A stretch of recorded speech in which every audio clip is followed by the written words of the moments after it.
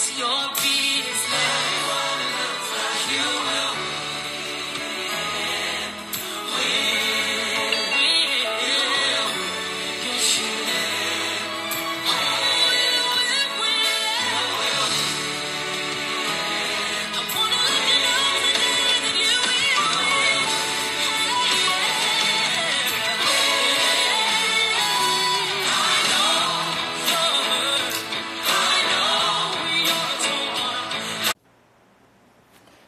pressing forward when it feels like everything is here.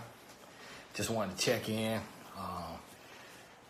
Try to pop on this live anytime I get the chance and ask my wife if I could steal away for 15, 30 minutes just to pop in and just check in on you and really just check and see where your spirit is right now. You know, where your spirit is, where you're operating from, what your life is feeling like, how you're doing. And just check in on you and make sure that you're in the right mind space. A young lady, it was kind of weird. I was doing my Q&A on the Instagram story, and one of the ladies asked me, when is the last time I cried?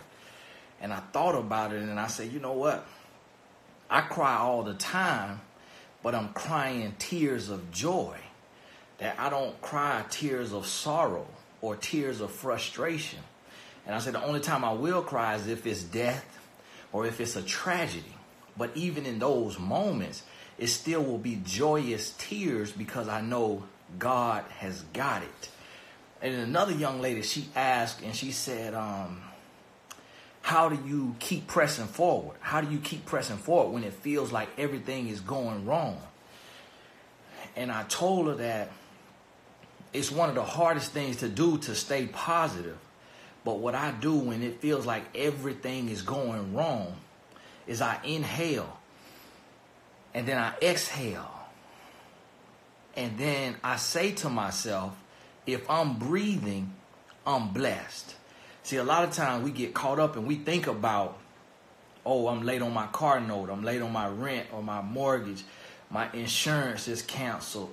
This is going wrong. That is going wrong. I don't have the money to go on a vacation. I don't have the money to go shopping. I don't have the money to do for my kids. You know, I don't have the money to live like other people are living. Why does it seem like I'm the only person living paycheck to paycheck? And we get caught up in everything else when you have to just bring it all the way back and ask yourself, am I breathing? If I'm breathing, then I'm blessed.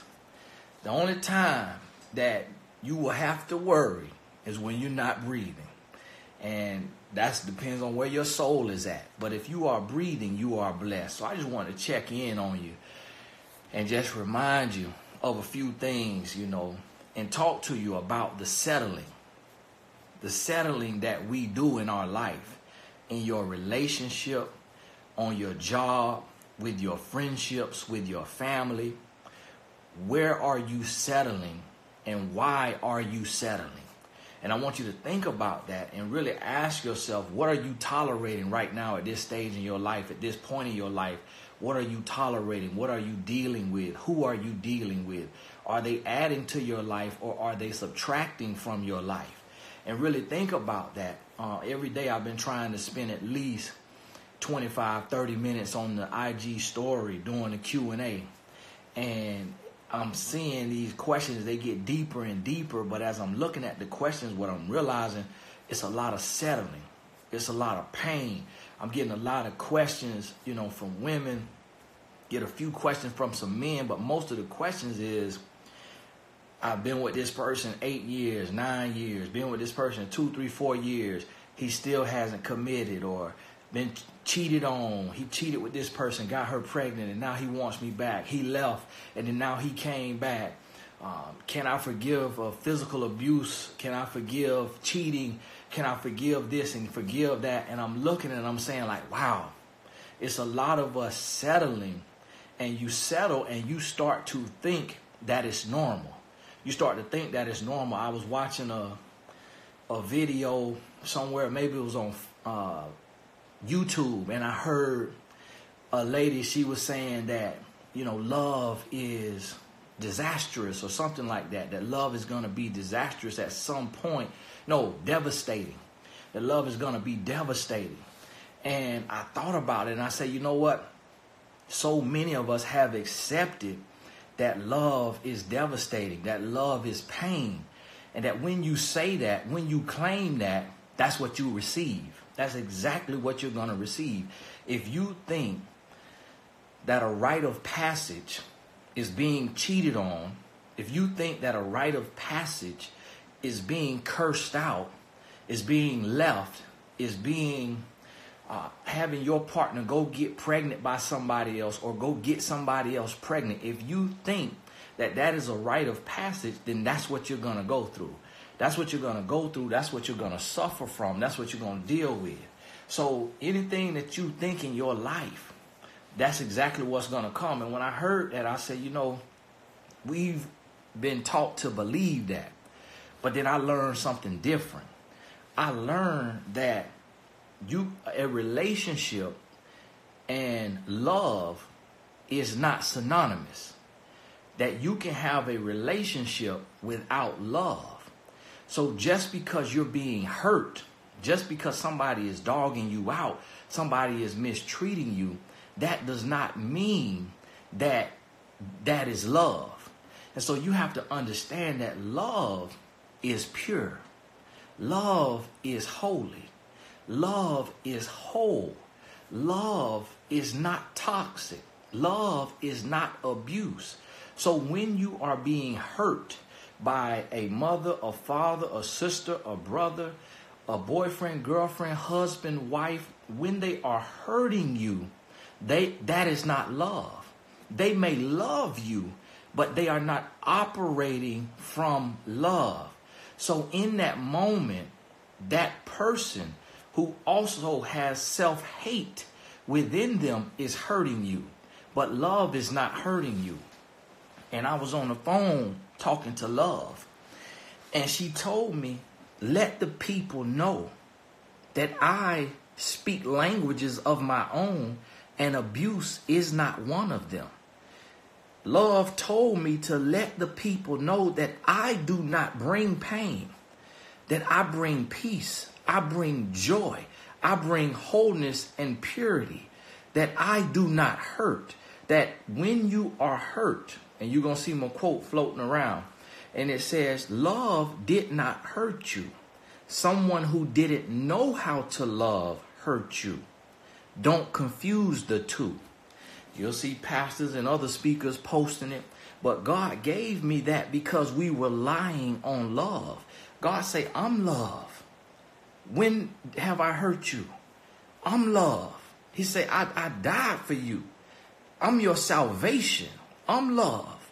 See, love is not pain. So understand that you can have a person that you love that is hurting you. But that's not love hurting you.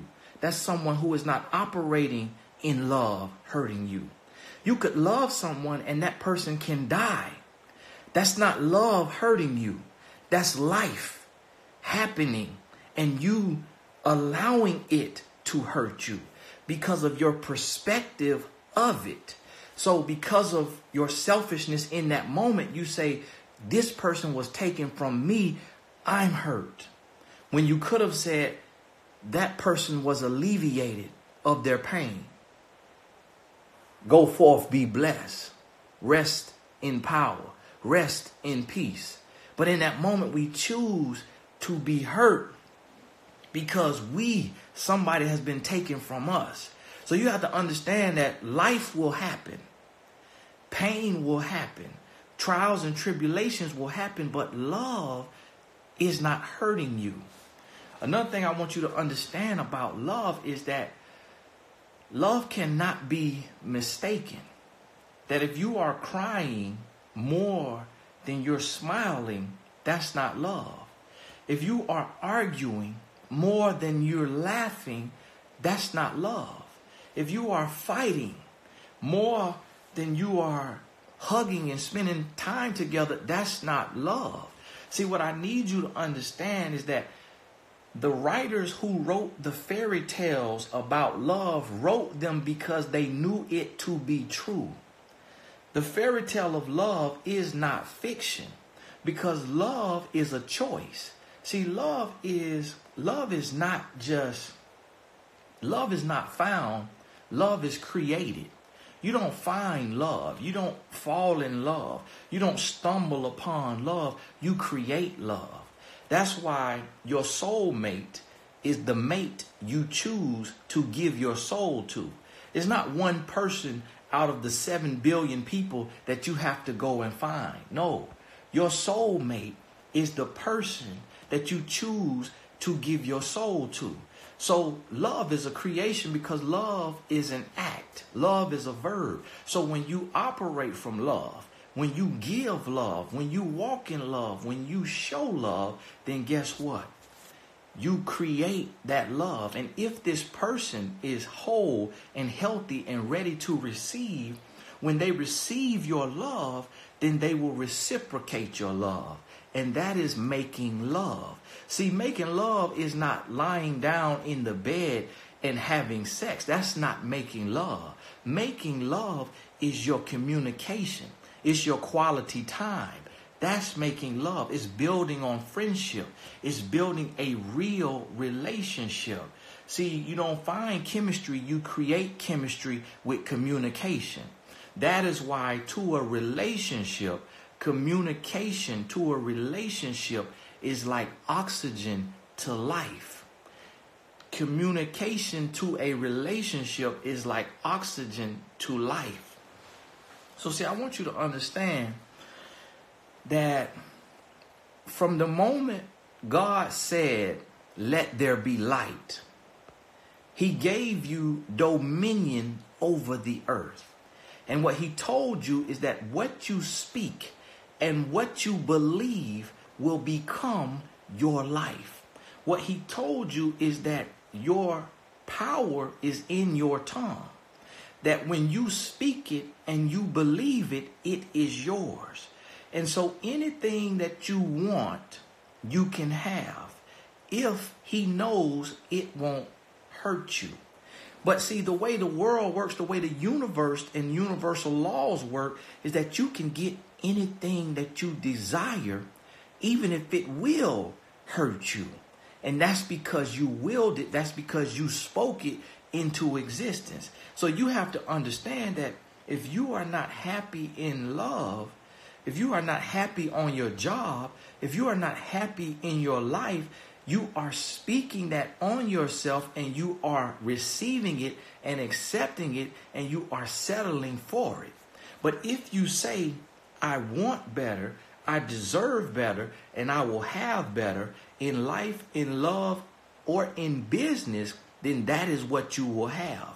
But see, you have to say that and you have to believe that. And then what will happen is when you tell your mind that this is what I want, this is what I need, this is what I'm going to have, your subconscious mind cannot decipher between fact or fiction. So it accepts it as fiction, and then your mind will feed you the ideas or the knowledge or the resources that you need to create what you just said you wanted.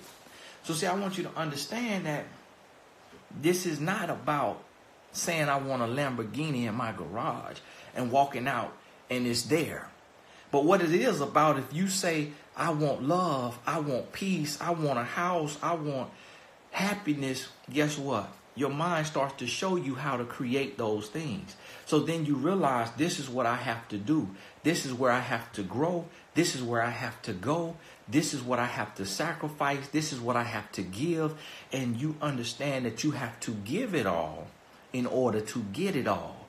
So see, I want you to think about this. And I want you to evaluate where you are in your life. And understand that you can have it all. I remember my wife saying in one of her slogan, it said, I want it all. And I remember seeing somebody else saying, I don't want it all. I just want, what's for me. And it was a misunderstanding of the slogan. And I did not understand what she meant either. It sounded greedy.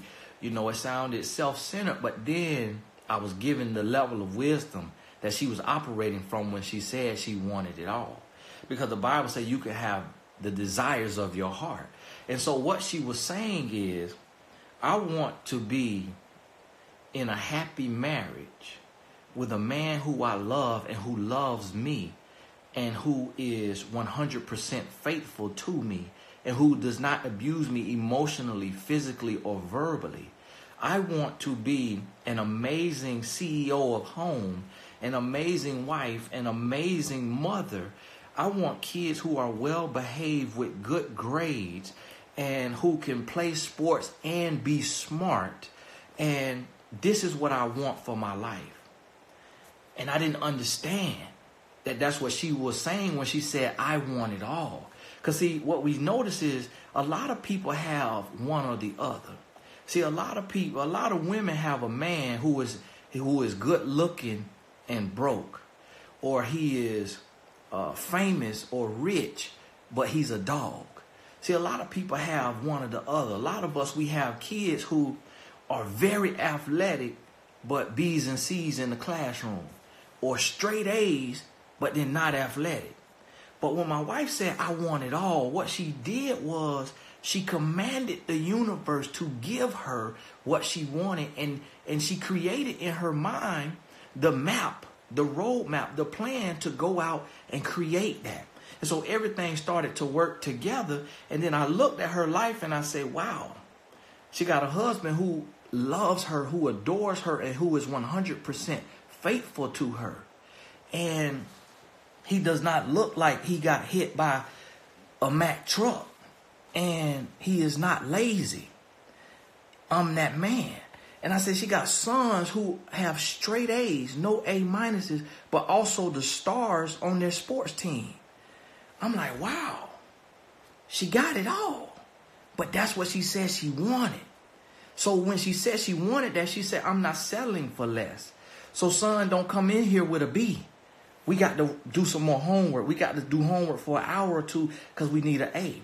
She said, baby, don't think you're going to cheat on me or do me wrong over and over and over, and I'm just going to be here. So guess what? I had to elevate. So see, what I want you to understand is that you set the standards for your life. And that anything you have in your life consistently, or anything you receive in your life consecutively, you are accepting it and you are settling for it. And when things happen that are outside of your control, that you have no control over, the one thing you do have control over is the way you look at it, the way you perceive it. So you can say, woe is me, or you can say, I'm glad it's me because this might kill her. I'm glad it's me because he can't handle it. So it depends on how you look at it. And so in the midst of my trials, in the midst of my tribulation, in the midst of the troubled water, man, that's a truck out there, you know. When you come from the hood, you hear a truck, you thinking your car getting repossessed. The devil trying to distract me. I hear this loud outside my window. So see, when you get to the place and you are struggling and you being tested and you being tried, and I remember sitting in that place and being there and knowing that I'm in a test, but knowing that as soon as this test passes, another test is coming. And what I would tell God is I would say, Lord, take me through. Take me through. Allow me to go through everything I need to go through so that I can be refined and I can be made whole and I can get every lesson that you need me to get. Lord, if I don't have the lesson that you need me to get, don't remove the problem. Don't remove this storm. Don't calm this storm until I get the lesson and the growth that I need for the next level. Come hell or high water, I know I will survive because I know he's allowing it because he knows I can handle it.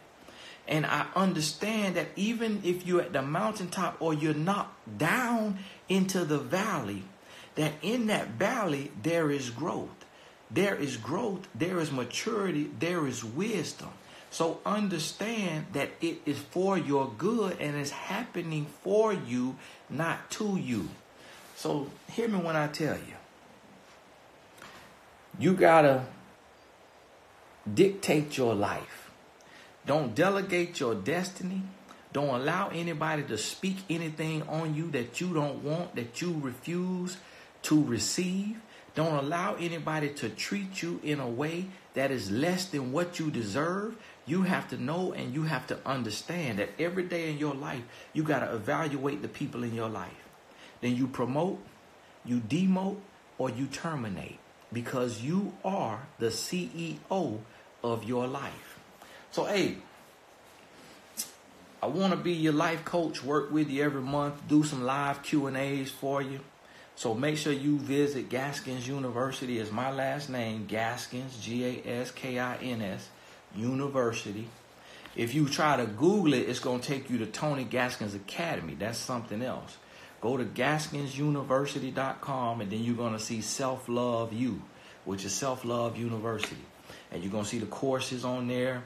And every month we have a live Q&A where you get to ask me questions and I share my feedback for you. We have an annual conference with Self-Love U. We have a private Facebook group. So go to GaskinsUniversity.com. Join the team. Join us. I want to work with you monthly.